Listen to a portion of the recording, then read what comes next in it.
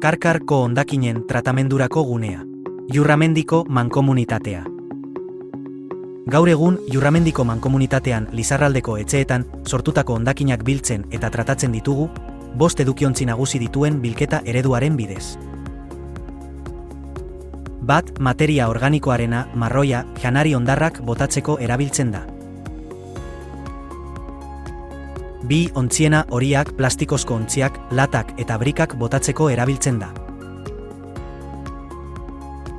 Hiru, papera eta kartoiarena, urdina, papera eta kartoia botatzeko. Hala nola egunkariak, kartoizko kutsak eta abar. Lau, beirarena, berdea, beirazko botilak eta potoak botatzeko. Edari botilak, kontserba potoak, besteak beste. Lau edukiontzi hauek estalki txikiagoak dituzte, hondakin desegokiak botatzea eragozteko. Behar bezala bereizten badugu eta hondakin bakoitza bere lekuan botatzen badugu, edukiontzi hauetako hondakinen 100% birziklatu daiteke. 5. edukiontzia gainerakoarentzat da. Bertan aurreko edukiontzietan jasotzen ez diren gainerako materialak bota behar dira. Hondakinak behar bezala bereizten badira, edukiontzi honetan soilik, katuarea, sumitzak, sokak, basera eta kristalautziak, errautzak, erratzarekin bildutako hondarrak, pardelak eta abar bota egin behar dira.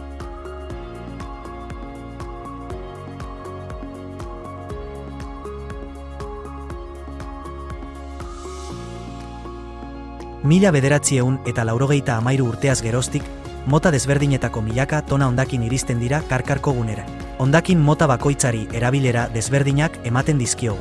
Instalazioak 3 tratamendu lerro ditu. Edukiontzi marroitik datorren materia organikoaren konpostaje lerroa, edukiontzi horitik datozen ontziak hautatzeko lerroa, eta edukiontzi grisaren hondakinak prozesatzen diren gainerakoaren lerroa. Kartoia eta papera eta beira birziklatzeko beste tratamendu gunetara bideratzen dira. Gune horietan kartoi berria eta beira ontzi berriak ekoizten dira.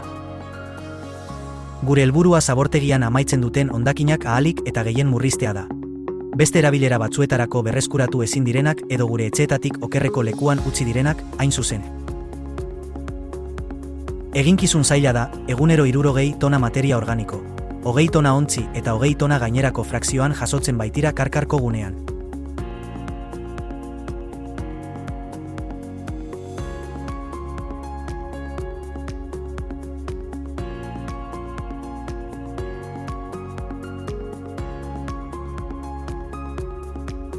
Konpostaje lerroak edukiontzi marroitik datorren materia organikoa jasotzen du.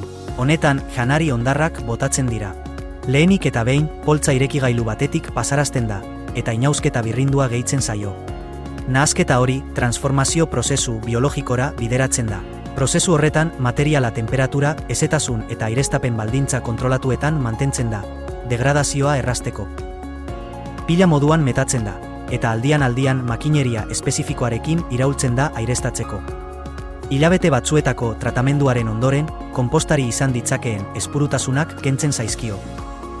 Bukatzeko, azken kalitate kontrola egiten da, eta konposta merkaturatzeko prest dago. Konposta prozesu honetan lortzen den azken produktua da, erregistratutako eta kalitatezko ongarria. Lurra aberasteko inguruko nekazariei saltzen zaie.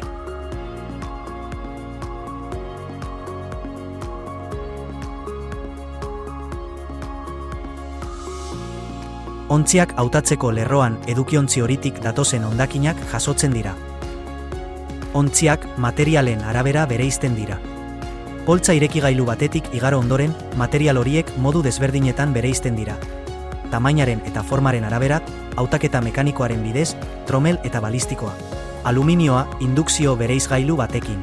Ferrikoak aldiz iman baten bidez bereizten dira. Hautagailu optikoak ere badaude, eskuz egiten den aukeraketa eta kalitate kontrola.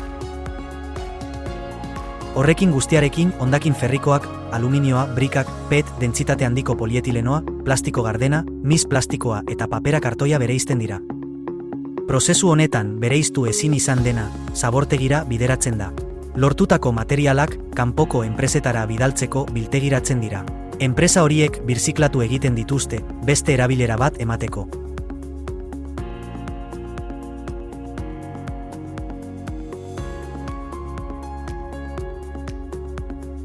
Gainerakoaren lerroan edukiontzi grisetik datozen hondakinak jasotzen dira. Poltza irekigailutik eta bae desberdinetatik pasarazten da.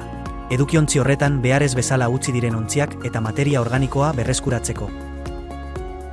Aprobetxagarria ez dena zabortegian uzten da.